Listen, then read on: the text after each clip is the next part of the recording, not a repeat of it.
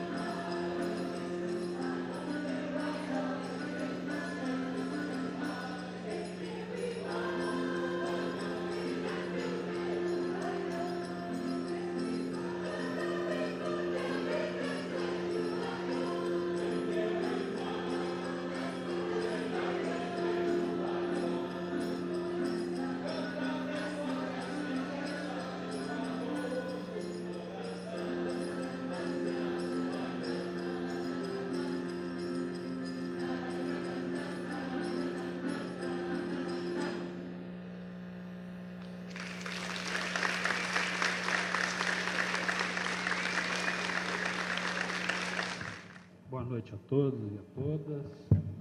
É um prazer muito grande estar nos recebendo aqui. Eu dou as boas-vindas a todos.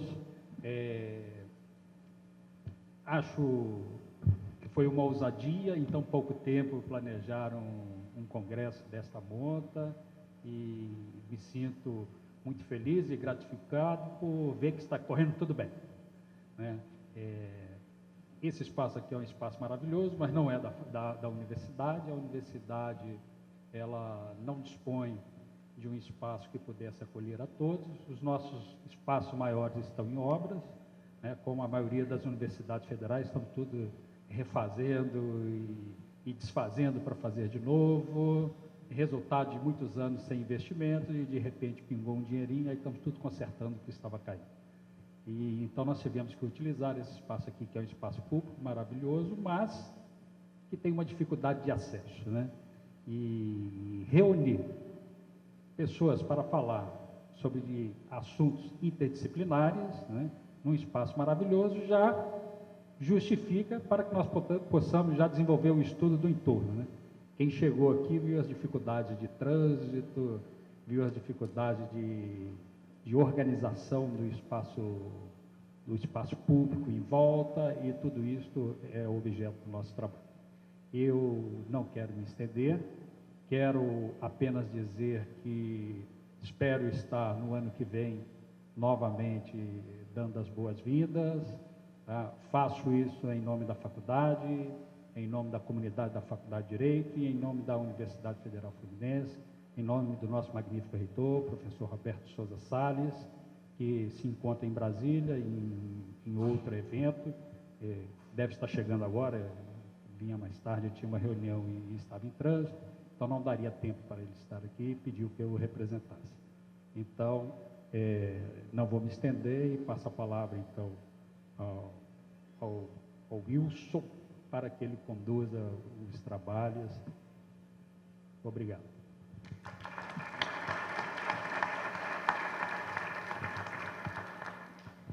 Então, sem mais delongas, eu vou passar a palavra para o professor Mário Guerleiro para iniciar a sua fala. Hola. Buenas noches. Estoy abrumado por este lugar, la verdad que es magnífico, es increíble, aparte tener que dar una conferencia después del coro, es medio difícil, es muy difícil. Y además tratar de que se me entienda, ya que voy a hablar en español, me parece que hay varias complicaciones. Voy a tratar de ser breve. Lo primero es agradecerles la invitación a los organizadores. El trabajo que están haciendo es increíble, es estupendo, y en especial al profesor Wilson Madeira Filo, su calidez en todo esto, su esfuerzo. Bueno, voy a tratar de hacer un resumen de varias cosas. Traje un apunte para poder guiarme, porque quería compartir con ustedes muchos temas, muchas situaciones que estamos viviendo, especialmente en Argentina, con el tema del matrimonio igualitario y la identidad de género, que son temas que estamos investigando los equipos de UBA, de la Universidad de Buenos Aires y de la Universidad Nacional de La Plata, desde el área de la sociología del derecho, de la sociología jurídica. Bueno, el tema de mi presentación es simple y se relaciona con algunos elementos teóricos de trabajos en equipos, como decía, de la Universidad de Buenos Aires y la Universidad Nacional de La Plata. Estamos en presencia de una sociedad inclusiva, donde la consolidación de la ciudadanía es su principal sustento. Más estudios, más derechos que aseguran la igualdad desde la diversidad y son percibidos y vividos por diferentes sectores en plenitud, ya que desplazan las tensiones y los conflictos que surgen de toda variante de exclusión, pobreza y odio. Dudas no cabe que el centro de las transformaciones teóricas y empíricas buscan conformar y comprender un paradigma donde se destaca a los sujetos como protagonistas con un rol activo, participativo, que promueven y acompañan el diseño de instituciones sociales, jurídicas y políticas abiertas a las necesidades colectivas y no a ideas excluyentes. Más derechos inclusivos que provienen de la comprensión, la reflexión, la propuesta, la participación activa y la responsabilidad social generan más democracia y sintetizan los cambios necesarios de instrumentos jurídicos y políticos para hacer frente a la desigualdad. Continuar entonces por los caminos de la democracia, construyendo una sociedad pluralista, implica reconocer que la diversidad social y cultural se ha constituido en el actualizador de las ciencias sociales y las humanidades. Esto es, reconocer realidades que se están institucionalizando y que se encuentran en formación y consolidación dentro del campo jurídico y político. En este contexto, hay que advertir que los sistemas teóricos pueden ser no simplemente instrumentos de conocimiento, sino también instrumentos de dominación que promueven la homogeneización en la integración social de un orden arbitrario. Los esquemas clasificatorios pueden representar y reproducir las estructuras que surgen como naturales y necesarias para los sectores que la dominan. Entonces, es necesario, por cuestiones de complejidad, no abordar los fenómenos de las ciencias sociales desde una perspectiva única, sino desde una serie de aportes considerados de relevancia que tienen como objeto terminar con la debilidad teórica de una única disciplina.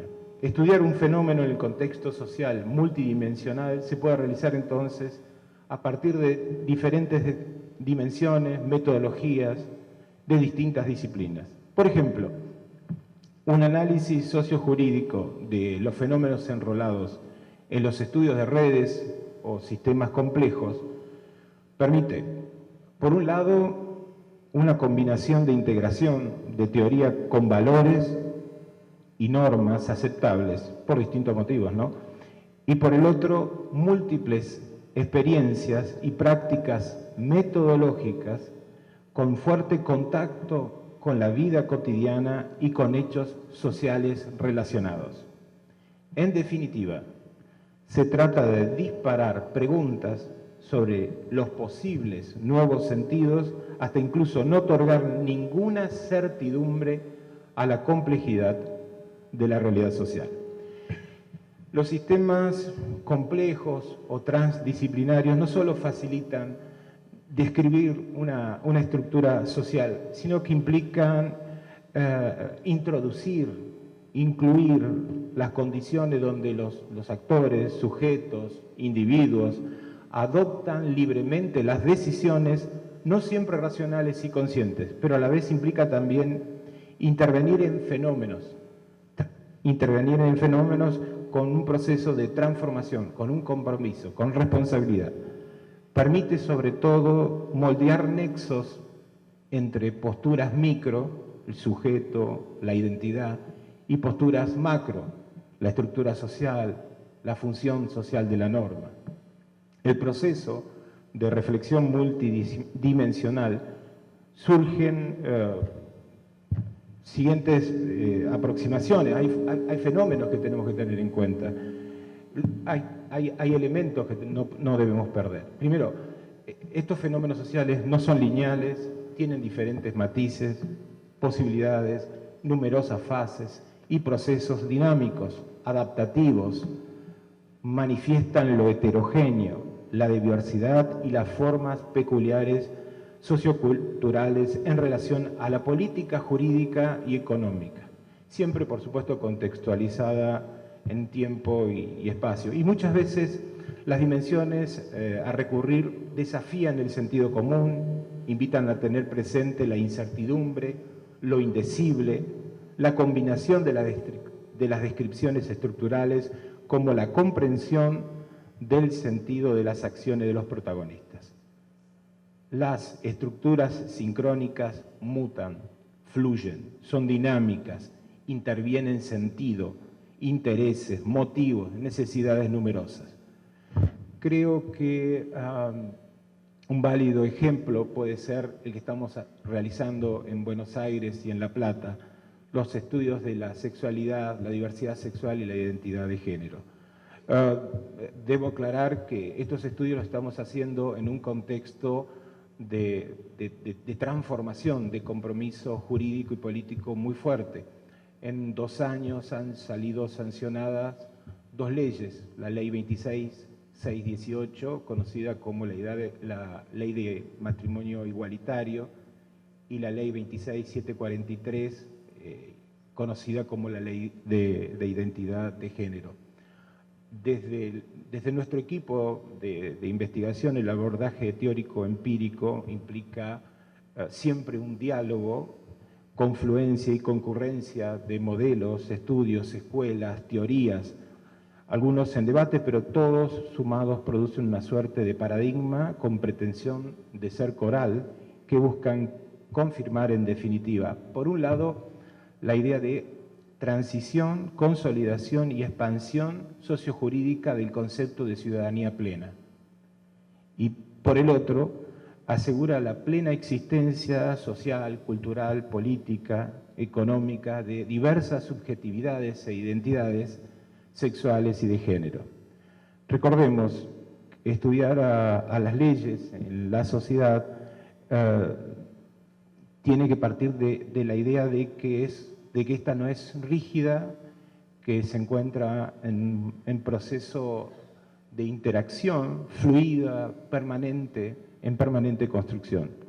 La variedad y la diversidad de las experiencias de cada uno y de las colectividades humanas ponen en claro una precondición indispensable para la transición mencionada y para los cambios jurídicos, aunque hay que advertir que a pesar de este proceso de transformación, de este fuerte compromiso a nivel de las agencias de gobierno y de parte de los legisladores, hay intenciones de mantener políticas de homogenización identificadas por ahí en la sociología del derecho con agentes de resistencia a los procesos de cambio. Queda claro que en nuestro trabajo se producen transformaciones, pero también hay resistencia, no solo en la vida cotidiana, también en el contexto teórico y epistemológico. En nuestro trabajo el reconocimiento político es real y jurídico también. El tema de la diferencia, el tema del sujeto, el tema del otro, el tema de la autonomía del otro. Esta situación da la posibilidad de que existan trayectorias de relativa independencia, es decir, acepta la posibilidad de la coexistencia de una multiplicidad de historias. Se trata en el campo jurídico como político de una visión absolutamente inclusiva. El otro está todo el tiempo presente, implica reconocer que hay más de una historia desarrollándose en el mundo y esas historias tienen al menos una relativa autonomía. En ese contexto, los poderes legitimados de los estados se ejercitan sobre fracciones de la población o directamente sobre una comunidad ilusoria o sobre una sociedad en transformación. Entonces, desde allí hay que pensar la relación entre Estado y ciudadanía, ya que el nexo entre orden, funcionamiento de las instituciones políticas y estatus del ciudadano se ven absolutamente perturbados y cuestionados, precisamente debido a esos cambios primero jurídicos, que tienen un origen en lo social, en lo cultural, en la actividad, en el activismo, en la militancia de distintas organizaciones. Es por eso que se afirma que las relaciones y estructuras de dominación, de integración, de antagonismo, exige nuevos conceptos o categorías de interpretación indispensables para pensar la temática de la sexualidad y el género en lo social, en lo jurídico y en lo político. Se disparan preguntas sobre los posibles nuevos sentidos, hasta incluso no otorgar ninguna certidumbre a la compleja realidad social. Se abren espacios de creación y de rechazo que permiten, por lo tanto, dejar de un lado la simplificación teórica de la visión social para pensar y repensar situaciones consideradas hasta hace poco tiempo como oscuras, complejas, y por eso eran necesarias de, silenciar. Desde mi disciplina, desde la sociología del derecho, se trata de identificar, insertar marcos transdisciplinarios en distintos puntos de estudio, pero en este momento básicamente sobre el tema de no solo de la viabilidad de la norma jurídica, no solo de la viabilidad de estas dos leyes que mencioné, sino sobre la efectividad de la ley de identidad de género y la efectividad de la ley de matrimonio igualitario. Ver qué pasa con las agencias de gobierno, con su política de identidad y de diversidad. Frente a pensar y repensar situaciones complejas, alternativas teóricas y empíricas, el recurrir a los derechos humanos en nuestra disciplina resulta para las ciencias sociales un punto de partida. Es decir, dentro del proceso de diálogo de las disciplinas, la presencia de los derechos humanos es una suerte de punto de partida, de aspiración, de meta. Lo vemos a los derechos humanos aquí como un conjunto de prerrogativas inherentes a la naturaleza de la persona, cuya realización efectiva resulta indispensable para el desarrollo integral del individuo, que vive en una sociedad jurídicamente organizada. Aun cuando se encuentre protegido por la mayoría de las legislaciones internacionales, los derechos humanos ponen una base moral y ética que la sociedad considera necesario respetar para proteger la dignidad de las personas. Los derechos humanos como anclaje y clave para comprender la democratización de la sexualidad y de los estudios de género se han vuelto sinónimo del respeto a las libertades individuales y a los valores de la aceptación de las diferencias. Es uno de los ejes mediante los que un Estado puede definirse a sí mismo como democrático y moderno. Esto implica que ya no es para nada suficiente legislaciones antidiscriminatorias. Nuestro trabajo analiza y procura revisar y obtener el reconocimiento efectivo del cumplimiento en el cumplimiento de los derechos, en este caso aprobado por el Congreso de la Nación y promulgados por la presidenta, la señora Kirchner. Claro que edificar una sociedad donde los hombres afronten las diferencias que rodean a los sujetos, diferencia entre los que son homosexuales, lesbianas, trans y aquellos otros que no lo son, requieren, además de estudios, transformaciones en la estructura de vida, en las prácticas que se institucionalizan. Requieren de la gestión y la acción decidida de diferentes agencias de gobierno en la puesta en marcha de una legislación inclusiva y la consolidación de los principios de la ciudadanía plena en el contexto de los derechos humanos. Desde el empoderamiento, desde la inclusión, proveniente siempre del compromiso y de las políticas del Estado, legitimadas, por supuesto, por instituciones jurídicas, se permite dar vida a la gobernabilidad y al desarrollo de instituciones cuando, primero, se estudia y se analice la temática, género y sexualidad, desde el pluralismo y la complejidad. Segundo, se promocionen los derechos a la diversidad. Tercero, se organicen sistemas de orientación y de guía referidos a la convivencia y el desarrollo de las fuerzas ciudadanas. Cuarto, se promueva un diálogo sociocultural con alto impacto en la política, con alto impacto en el poder. Y se trate, por lo tanto, de que emerjan un mundo subterráneo o silenciado para el derecho. Esto pasó y mucho. Los estudios, tanto teóricos como empíricos, en lo que a mi área se refieren, ¿no?, velan por la promoción, la consolidación y la expansión de la justicia plena, por la defensa de las particularidades y singularidades, pero también para garantizar, claro está, un marco de aceptación y de consenso. Esto es posible no solo desde el desarrollo de la efectiva participación de los ciudadanos, sino también de la protección de las diversas expresiones de colectivos en los nuevos escenarios. En síntesis, para tratar de cerrar, la clave está en favorecer la ampliación de la teoría y de la investigación, donde intervengan múltiples dimensiones para reflexionar sobre el campo jurídico y políticas públicas de transformación y de gestión inclusiva, consolidando los principios de los derechos humanos. De manera que esto implica la preocupación constante por la centralidad de temas como la diversidad, la identidad, el multiculturalismo, el interculturalismo, el ordenamiento de la sociedad teniendo en cuenta el otro, las demandas emergentes. Quiero, para terminar, remarcar esto.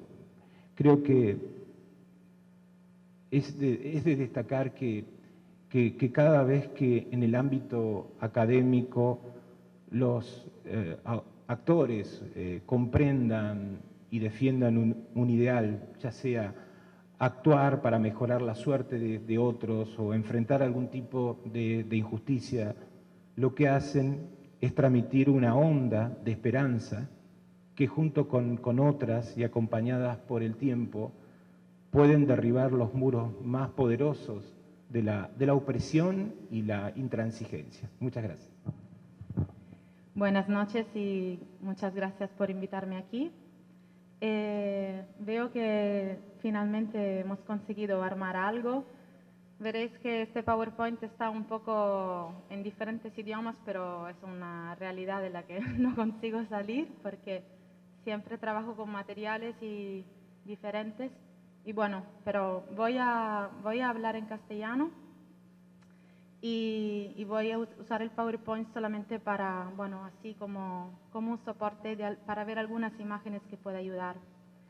Bueno, me llamo Alessandra Caporale, soy de origen italiana, trabajo en Barcelona desde hace bastantes años y trabajo en las universidades de la Universidad Oberta de Cataluña en metodología cualitativa de la investigación social y trabajo en la Rovira i Virgili de Tarragona, siempre en territorio catalán, y trabajo en la Rovira i Virgili siempre en metodología cualitativa, pero con un módulo de etnografía audiovisual.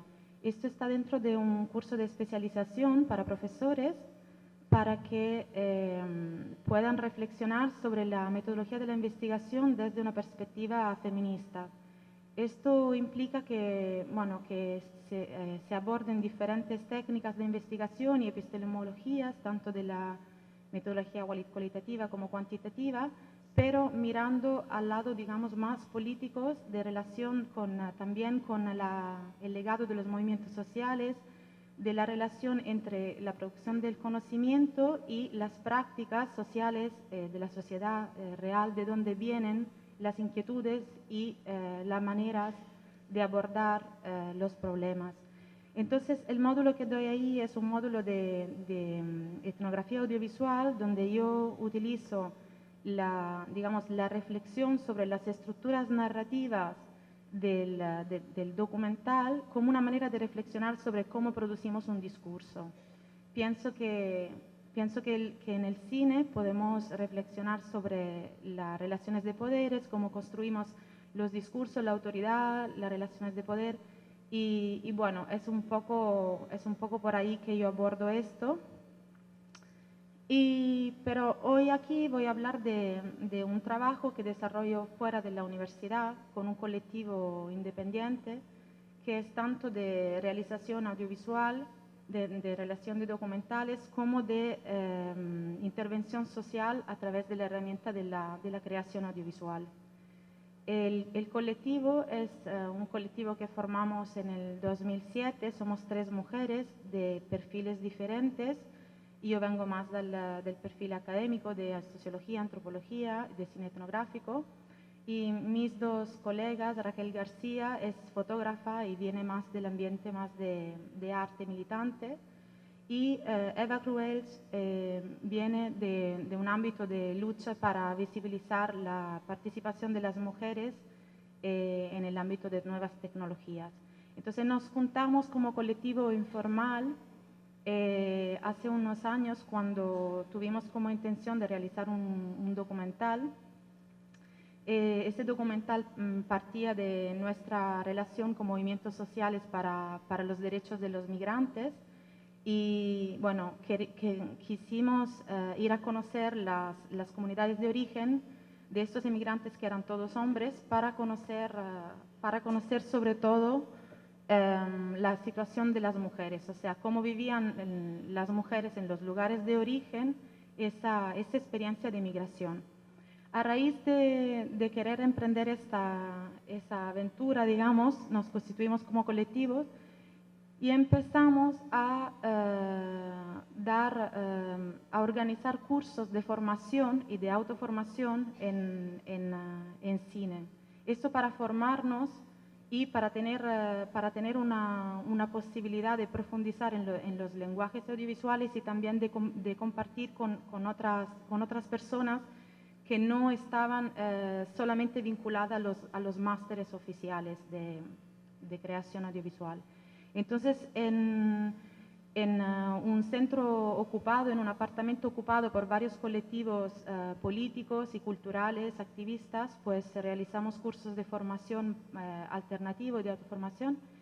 Y bueno, ahí fuimos empezando a formarnos y luego empezamos también a lo largo de la producción del documental a buscar formas de financiación y nos acostumbramos a trabajar juntas. Entendimos que ese trabajo del documental iba para largo y bueno, empezamos a elaborar un tipo de trabajo que son talleres de vídeo participativo.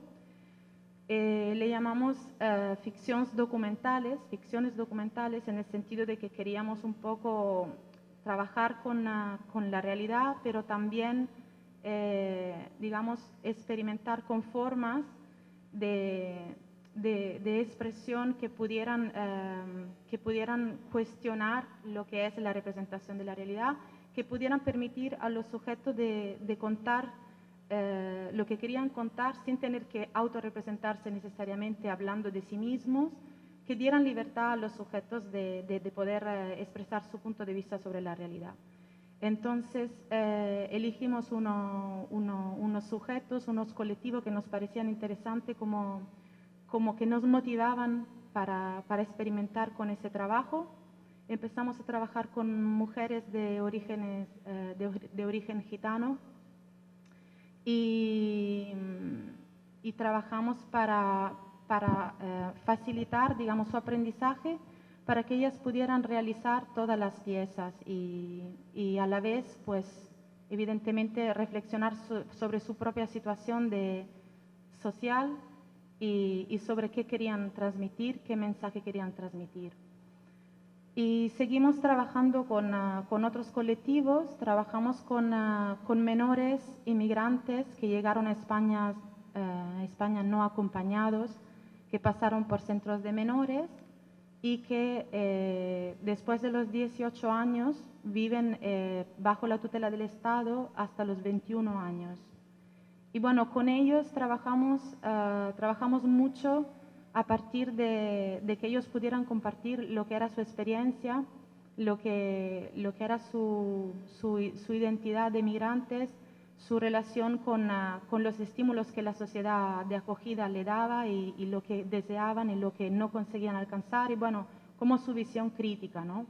Y ahí utilizamos el cine para eso, para que ellos pudieran dar su punto de vista. Salieron como piezas muy amargas de cómo están buscando cumplir algunos sueños que luego no se cumplen, ¿no? Y ahí también reflexionamos sobre la dificultad a veces de no verse, por ejemplo, como víctimas, o sea, la dificultad en tan poco tiempo de cursos de capacitación de vídeo, en tan poco tiempo la dificultad de romper realmente con ciertas representaciones que ya llevamos dentro, ¿no? Entonces, bueno, empezamos a afinar un poco nuestra mirada, ¿no? Y bueno,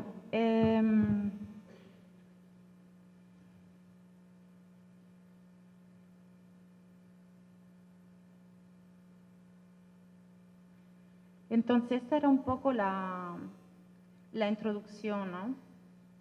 Hablando un poco sobre el cine, sobre el porqué del cine.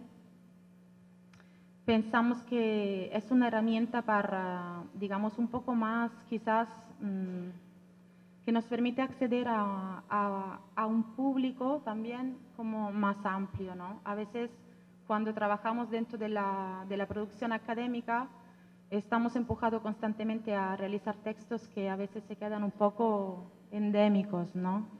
Y no necesariamente podemos hacer una devolución, no necesariamente son herramientas que luego pueden producir debates o diálogos en la sociedad. Y nosotros lo que pretendemos con esta herramienta es de hacer investigación, acción, producir un conocimiento compartido, aprender de la experiencia y luego que estos documentos tengan vida propia, ¿no? Y que puedan ir por las asociaciones, los ámbitos más diversos, para poder allí estimular como estas reflexiones. Por ejemplo, el trabajo con mujeres gitanas. Este trabajo fue un trabajo que era una reflexión de la comunidad gitana dentro de la comunidad misma gitana. Entonces, lo que se utilizó mucho dentro de la misma comunidad gitana para poder hablar del miedo que tiene la comunidad gitana al cambio de la mujer.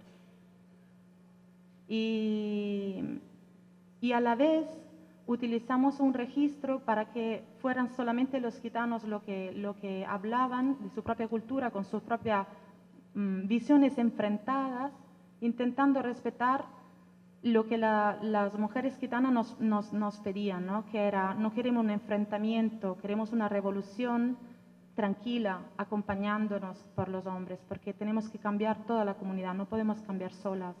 Entonces también buscamos que el lenguaje del audiovisual pudieran utilizar crear un discurso respetuoso de esta sensibilidad, de esta intención política, ¿no? Y confrontamos posiciones diferentes de hombres y mujeres, de posiciones diferentes entre estos colectivos, pero de una manera dialogante, ¿no? De una manera respetuosa. Entonces, esa herramienta, por ejemplo, esta película fue y sigue después de años siendo utilizada dentro de estos colectivos para trabajar estas problemáticas, ¿no? Y también desde el colectivo que se llama la sociedad mayoritaria, pues para conocer la complejidad de una sociedad, para ver que hay cambios, ¿no? Que se tienen que hacer, que son lentos y que a veces son más, a veces nos sorprende porque nos cuestionan a nosotros si estamos realmente haciendo lo mismo o si pensamos que ya lo hemos resuelto todo, ¿no? ¿Voy muy mal de tiempo? Sí, paso. Hice tanto esto del PowerPoint y luego no lo usas. ¿Esa es dónde es? Esto no llegará ahí para que yo lo pueda hacer. Sí. Mira, con esto, te lo doy. Con esto pasas adelante, tienes que mirar al...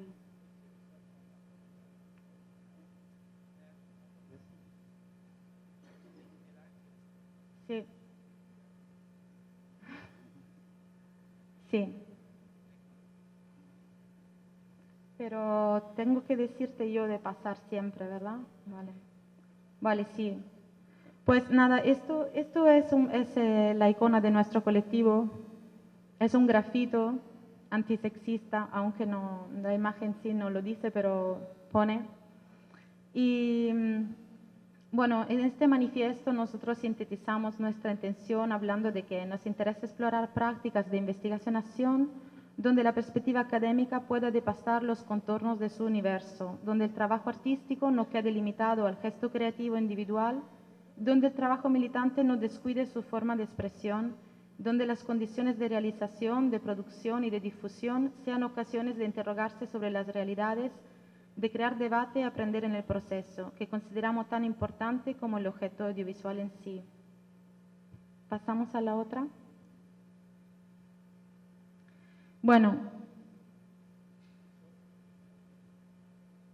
entonces, hablando del porqué del cine, he hablado de que es una herramienta que a veces puede ayudar a procesos de compartir conocimiento más democráticos, más abiertos. Aún así, sabemos que el cine es un lenguaje muy complejo y necesita una alfabetización. Entonces, quiero mencionar a una amiga investigadora y artista catalana, Virginia Vilaplana, con quien colaboramos a menudo como artista. Ella pregunta, ¿qué forma de memoria han construido las industrias culturales? ¿En qué medida la cultura de la memoria construye relatos, lugares comunes y narrativas ideológicas cerradas? Y ella cita a Bell Hooks, una famosa feminista, que explica: el problema no es que nos liberemos de las representaciones. La respuesta es un sentido proactivo de capacidad de acción que requiere un gran nivel de alfabetización escrita y visual. Creo que no podemos hablar de libertad o de justicia social si no hablamos de movimientos de alfabetización. Entonces, esto es un poco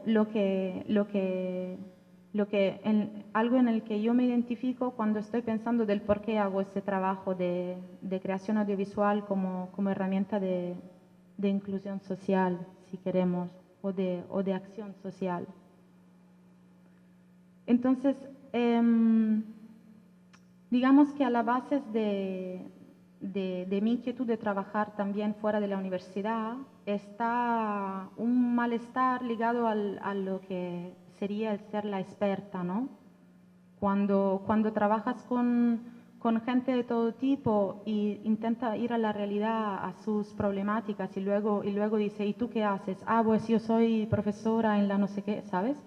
O explicas lo que sería tu trabajo y ni siquiera te entiende nadie, ¿no? Entonces, no sé, yo creo que muchos aquí nos hemos encontrado lo que tenemos inquietudes de trabajo social, de trabajo activista, en que nos sentimos incómodos a veces en ser expertos o simplemente nos aburrimos, ¿no?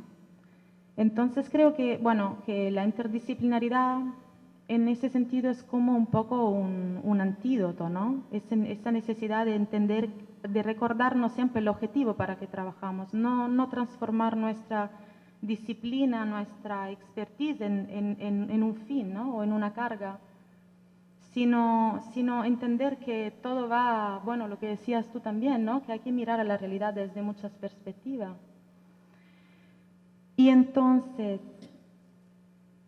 pues, hablando de interdisciplinaridad, pues a mí me gustó mucho cuando Wilson me invitó a publicar en Confluencias, que era una revista que yo no conocía porque encontré poesías, fotografía, encontré cosas que en el derecho yo en otra revista no me esperaba, ¿no? Y bueno, esta vocación de política, ¿no? de la interdisciplinaridad me encantó. Pues, y una anécdota que os cuento que me parece bastante interesante es que también en otra ocasión se me pidió de hacer un artículo. ¿Puedes pasar una diapo? Sí, esa.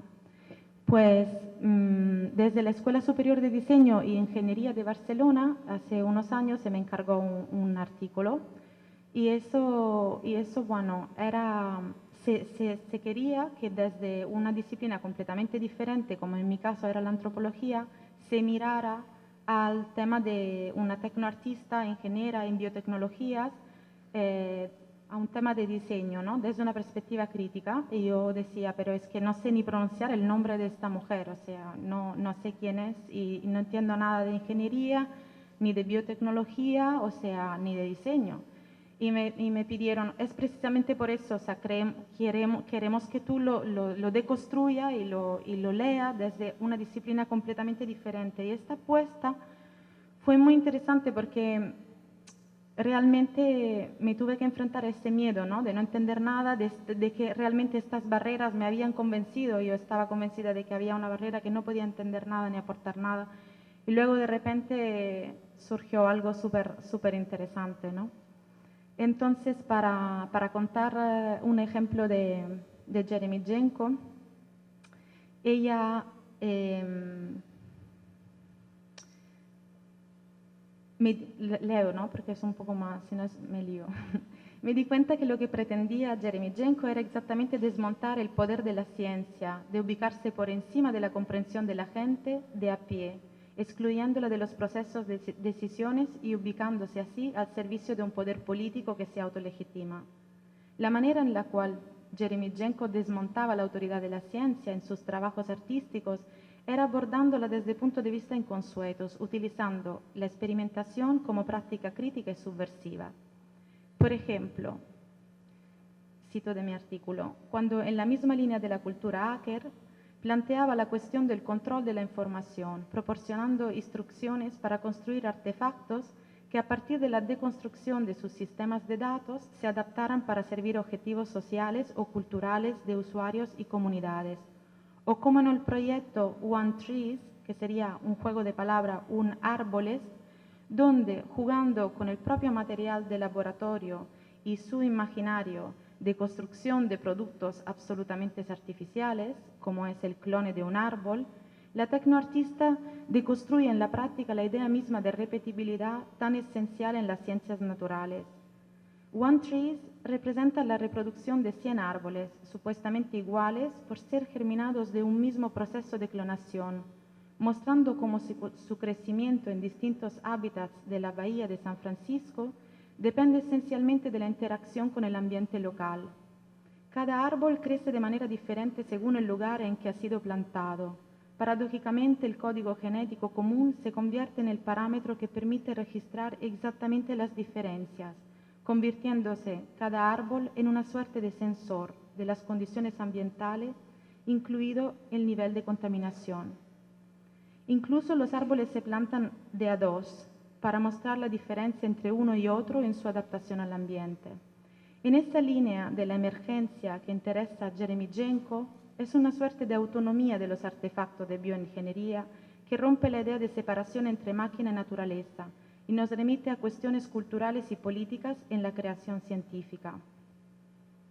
En ese sentido, sigo la última cita de mi artículo, la crítica de Jeremy Jenko al determinismo científico se inscribe en la reflexión propia de la teoría de la complejidad y la antropología crítica sobre la necesidad de una mirada holística y transdisciplinar a la realidad y a las formas de representarla. La necesidad de una epistemología que en lugar de buscar leyes, busque relaciones y significados. Una epistemología, podríamos decir, de la inestabilidad, de la aproximación, del conflicto y la transformación. Creo entender que el espíritu de este encuentro vaya en la misma línea crítica de cuestionar el poder de la autoridad científica a través de sus instituciones y encasillamiento disciplinario para abrirse a un diálogo con los otros actores que manejan otros lenguajes, que plantean otras necesidades y que elaboran otras metodologías de producción del conocimiento y de acción. Esta interdisciplinaridad es en sí una declaración de intenciones críticas y para que la crítica sea real tiene que ser ante todo autocrítica, una actitud reflexiva sobre la micropolítica de nuestras propias prácticas, dentro y fuera de la academia, como sujetos políticos reales que somos, cada uno con nuestra diferencia, faceta, prácticas e identidades. Entonces, no sé si voy muy mal de tiempo, ¿puedo seguir? ¿Puedo? Vale, ¿sigue con la próxima? Vale, volviendo un poco al trabajo del colectivo CIRSE, pues quiero compartir un poco algunas líneas de la filosofía de trabajo, de las distintas metodologías que empleamos en estos talleres, algunos retos y límites de este trabajo de acción social. Entonces, empiezo por el final, que sería un proyecto que tenemos en preparación, que es un proyecto de investigación-acción a través de la etnografía audiovisual. El proyecto lo hemos presentado a una entidad que es un centro de cultura de mujeres que ofrece financiación para hacer algo que en diferentes disciplinas pueda aportar al derecho para la igualdad. Y entonces, bueno, el tema sobre que estamos preparando este taller un poco más ambicioso, porque dándole más herramientas de investigación y no solamente de la parte más prácticas, pues es sobre el diálogo intergeneracional entre mujeres jóvenes y mayores, sobre la transmisión de las luchas para la igualdad de género de los movimientos de mujeres. En esta investigación habrá una parte que será un taller de vídeo, a través de las cuales trabajaremos la deconstrucción de los estereotipos de género en la comunicación y facilitaremos el aprendizaje de los medios audiovisuales para realizar piezas sobre la temática de la prevención de violencia de género. Algunas de las preguntas que nos hacemos son las siguientes. ¿De qué manera la cultura visual dominante reproduce estereotipos de género y alimenta la desigualdad y la violencia de género?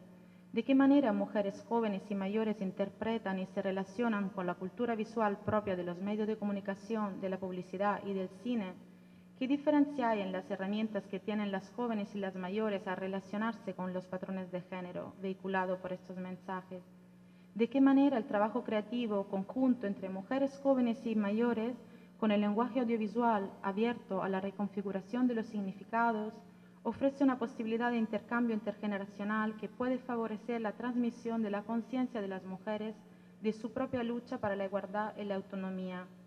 ¿De qué manera el trabajo creativo intergeneracional con el lenguaje audiovisual puede ser un dispositivo para compartir las diferentes herramientas y estrategias de prevención de violencia de género y facilitar la transmisión y apropiación del legado histórico de la lucha de las mujeres por su propia autonomía? Y finalmente, ¿cuáles son las estrategias de las mujeres como conjunto en ese intercambio que ya no es si eres mayores o jóvenes? ¿Cuáles serían esa estrategia que podemos poner en común en un proyecto creativo para transmitirlo, para identificar las microviolencias de géneros que las afectan en su vida cotidiana, aunque en manera diferente? En nuestro trabajo ponemos en juego varias herramientas teórico-metodológicas. Hemos hablado de la perspectiva interdisciplinar. Como colectivo nos alimentamos de saberes y metodología diversa. Consideramos la práctica artística como un gesto político, donde la forma y el contenido tienen que reforzarse mutuamente. De la misma manera damos mucha importancia al proceso de la metodología. Esta, entendida como epistemología, tiene una fuerte componente teórica que tiene sus raíces en una determinada ontología y concepción de la realidad que condiciona en sí misma el acercamiento al objeto de estudio y las herramientas de las cuales nos dotamos para investigar, crear conocimiento a partir de este encuentro e intercambios de experiencia y saberes. ¿Puedes seguir con la otra, creo?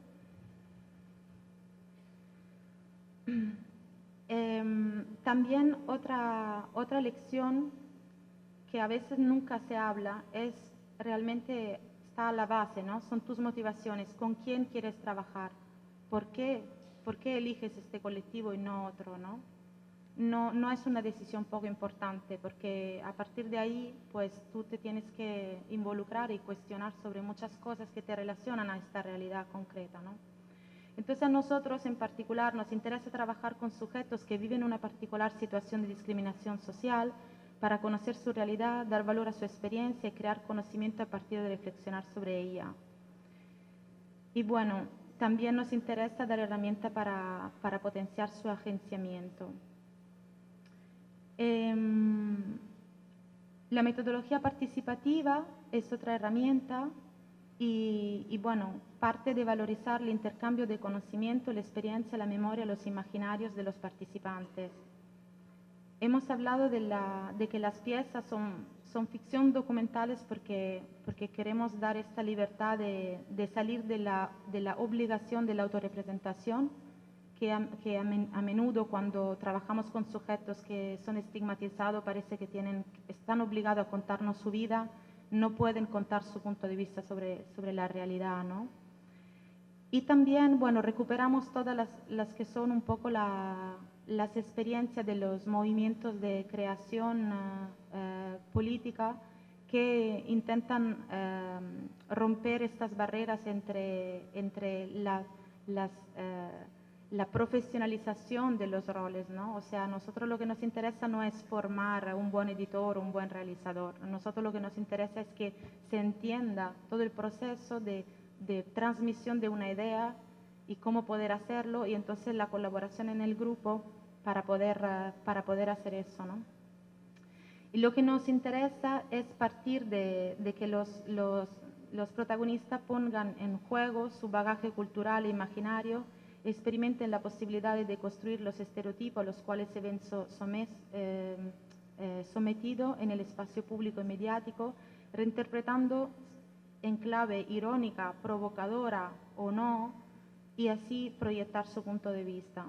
Por ejemplo, en el caso del taller que os contaba de prevención de violencia de género, pues lo que analizamos son estereotipos a modelos asociados a los personajes femeninos, como el de objeto sexual, de víctima, de tirana, de princesa, para que las mujeres puedan reconocerlo, ¿no? Y también lo que hacemos es trabajar, por ejemplo, con película ya realizada y pararla en un determinado momento para que ellas sigan la historia, ¿no? Y puedan ver qué desarrollo, o sea, qué proyectan en este personaje, qué proyectan en esta narración y cómo pueden ellas mismas cambiar las historias, ¿no? Y eso es una cosa que cuando tú la haces, luego la haces también en tu vida, ¿no? Te das cuenta de que la historia podría cambiar. Y a veces ocurren procesos también como muy, muy emocionales, porque a través del cine, sujetos que han pasado por situaciones muy difíciles recrean situaciones para poderla vivir de otra manera, ¿no? Como una despedida que no ocurrió o cosas de esa manera, ¿no? Entonces, como muy, muy fuerte. Bueno, la investigación-acción, hemos hablado que es otra herramienta que nos interesa. Es una práctica académica activista que valora tanto el proceso como el resultado y donde el conocimiento se basa en la producción de datos de primera mano, donde los sujetos son protagonistas y coautores. La producción del conocimiento compartido es una característica de la investigación-acción que deriva de la experiencia de los movimientos sociales con sus investigaciones activistas, como las encuestas obreras o los testimonios de historia oral o el estudio de las clases subalternas, o los grupos de autoconciencia feministas y sus manuales autoproducidos. Otro eje teórico-metodológico de nuestro trabajo es la etnografía audiovisual. Es un instrumento que comparte con el género documental la representación audiovisual, pero en el marco de la disciplina antropológica, privilegiando el ámbito de los valores culturales y simbólicos. A partir de los años 50, el documental y la etnografía visual comparten el interés en el cambio social que rompe con la idea de registro aséptico y objetivo de la realidad.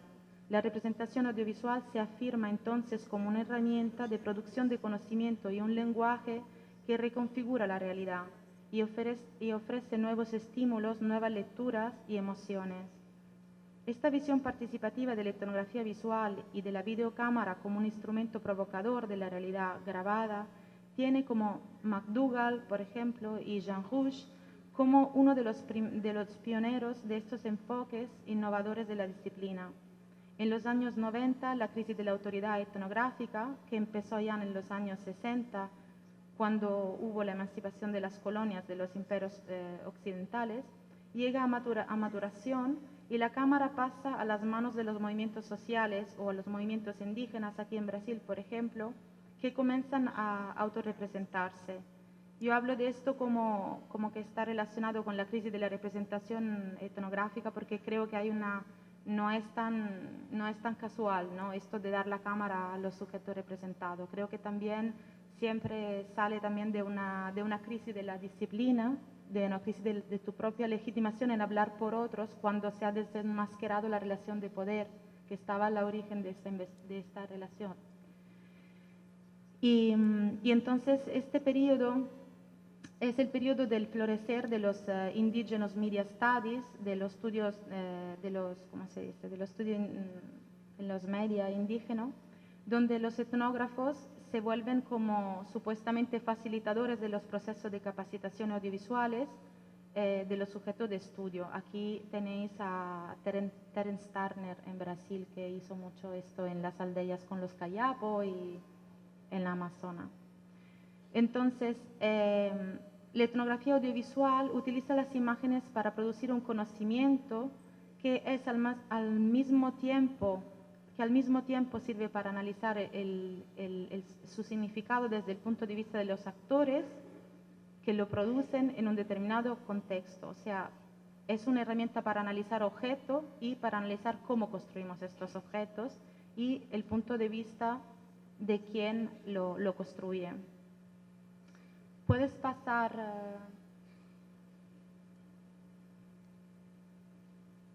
Vale.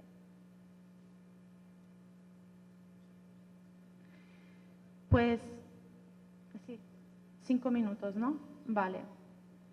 Pues otra herramienta es la herramienta de la mediobiografía. Entonces, la mediobiografía es una herramienta que derivamos del trabajo artístico de Virginia Villaplana, esta artista que os he comentado. Pues ella dice que se trata de hacer consciente en la práctica los procesos de construcción de los relatos, partiendo de hechos reales o ficticios descritos en las imágenes y su negociación. Es una metodología interdisciplinaria que se expande en la experimentación con relatos que comportan palabras y imágenes.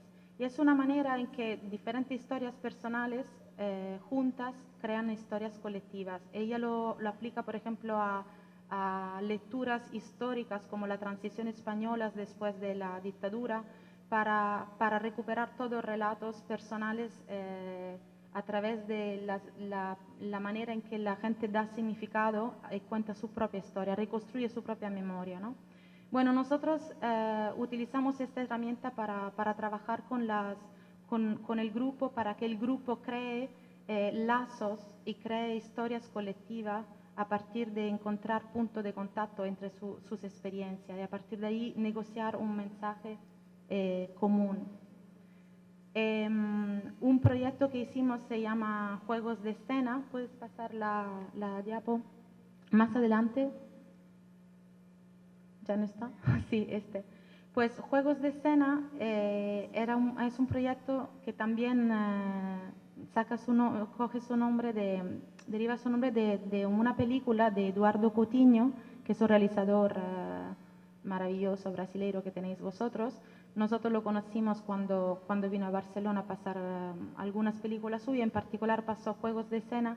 Nosotros cogimos esa experiencia, esta idea que él transmite en esta película, donde hay personas que hablan de su experiencia y luego actrices que hablan de la misma experiencia y tú no sabes quién está contando su historia o quién está contando la de la otra. Y eso él lo hace para realmente transmitir como lo importante es la historia, no es quien la ha vivido directamente, sino lo que luego deja y se puede transmitir.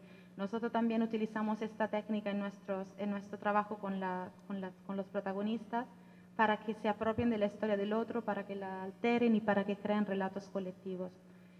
Bueno, tengo que terminar, entonces creo que puedo saltar muchas cosas porque más o menos ya he dicho mucho.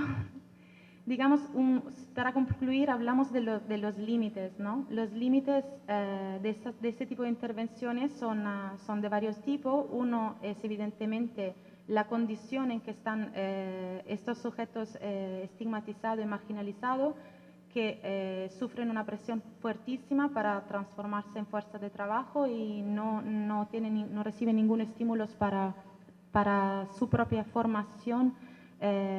No tienen acceso a la creación artística, a la producción cultural, ¿me entiendes? O sea, porque realmente realmente ven que no hay espacio en la sociedad para esto, le empujan para especializarse rápidamente y entrar en el mercado del trabajo. Entonces ellos mismos se lo creen que esas herramientas no sirven para nada. Y para nosotros es un poco difícil hacer un trabajo para decir, no, es que hay que luchar, hay que resistir a esta presión, no hay que asumirla, ¿no? Otro límite se refiere a nosotras como realizadoras, como artistas, como intelectuales, como personas que queremos hacer este trabajo, que nos vemos sometidas a la precariedad y a una sumisión ideológica, en el sentido de que para acceder a fuentes de financiación pues tenemos que aceptar fondos privados o públicos y ser tener que aceptarlo como sponsors, lo cual nos obliga de alguna manera a legitimarlos. No tenemos fuentes económicas independientes como la que podría ofrecernos, por ejemplo, una universidad, por lo cual yo felicito mucho el hecho de que desde acá se promueva un compromiso de la universidad en la acción social, porque realmente si a la vez que hacemos esto conseguimos luchar para mantener la universidad como una institución independiente y no servil, ¿no? al mercado, pues entonces sí que podemos producir un conocimiento que no nos obliga a legitimar intereses que no compartimos, ¿no? Y hago un ejemplo, el mismo lenguaje que utilizamos, el mismo discurso de la participación, ¿no? ¿Por qué tanta énfasis en la participación? Pues evidentemente en el momento en que hay una crisis del sistema democrático representativo, una deriva, ¿no? una manera de recuperar es intentar decir, tenemos que encontrar manera en que la gente sienta que participa, ¿no? Entonces hay estas convocatorias que tú tienes que hablar de participación, pero es una participación desde un punto de vista de la institución que intenta recuperar una legitimidad, no es una participación real, ¿no? O la participación a través de las nuevas tecnologías y todas estas páginas del gobierno en que tú puedes decir, no sé, si quieres la calle blanca o negra, ¿no? Bueno, termino acá. Felicitando esta iniciativa, apostando por la interdisciplinaridad que nos recuerda los objetivos para que trabajamos y apostando por la independencia del pensamiento, de la creación. Muchas gracias.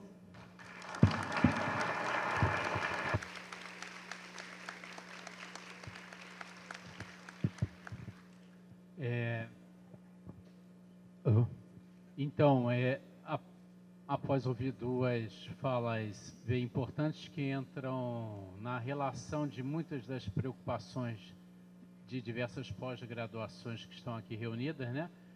Tanto a fala do professor Mário Guerleiro, que chama a atenção para aspectos da disciplinaridade técnica, né? Uma vez que há avanços sociais em relação à união homoafetiva, e, na verdade, as práticas disciplinares, elas se encontram ainda eivadas de uma série de relações historicamente construídas que acabam atuando numa certa contramão desses direitos, né?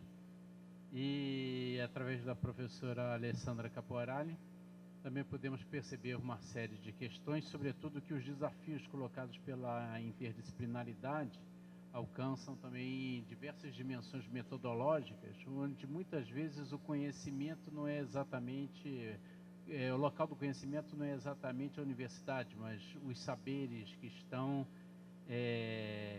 sendo reelaborados a partir de cada coletivo, a partir de cada visibilidade, seja de gênero, seja de organização social, né?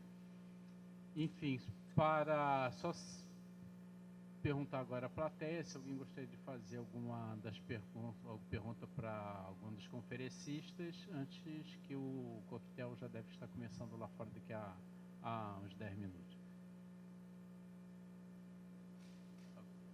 Alguém não? Bom, oi? Então, nos GTs esses temas serão retomados, né, em diversos deles. E já lembrando que a professora Caporali também está apresentando um filme que foi premiado recentemente no México e em outros festivais, e haverá, na sessão de filme, começaremos justamente pelo filme Hilos de Penélope, que passará amanhã às 14 horas, seguido de debate, né, com a professora especificamente sobre esse filme.